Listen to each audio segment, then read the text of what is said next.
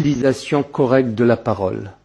C'est par exemple ne jamais dire du mal de qui que ce soit ou de quoi que ce soit. Ça, c'est la base. Celui qui applique ça dans sa vie, comme simple technique, il arrête de dire du mal d'un autre, des autres. Il a l'instrument d'évolution personnelle le plus puissant entre ses mains.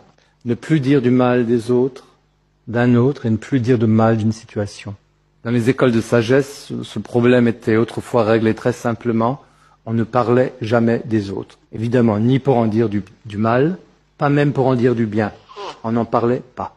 Aucun élève avancé ne parle d'un autre. Sauf quand, pour des raisons particulières, le maître le provoque et demande quelque chose ou dit quelque chose à propos d'une situation ou de quelqu'un.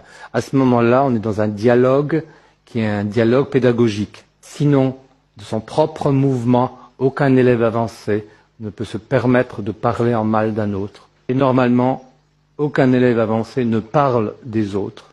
Et en général, lorsqu'on dit ça aux gens, ils nous répondent par exemple, parce qu'ils commencent à réfléchir, ils réfléchissent et ils disent toujours « Mais de quoi est-ce qu'on va parler ?» Parce que ce bavardage malsain du point de vue spirituel à propos des autres, c'est les discussions les plus communes entre tous les êtres humains. Et c'est l'un des grands empêchements de l'évolution personnelle. Parce que lorsqu'on parle des autres, on fait entrer, voyez l'explication spirituelle, on fait entrer ces autres dans son propre esprit encore davantage. On incruste les autres dans son esprit. Alors qu'on est quelqu'un qui essaie de devenir lui-même, le fait de parler des autres les fait entrer dans le champ de notre propre esprit.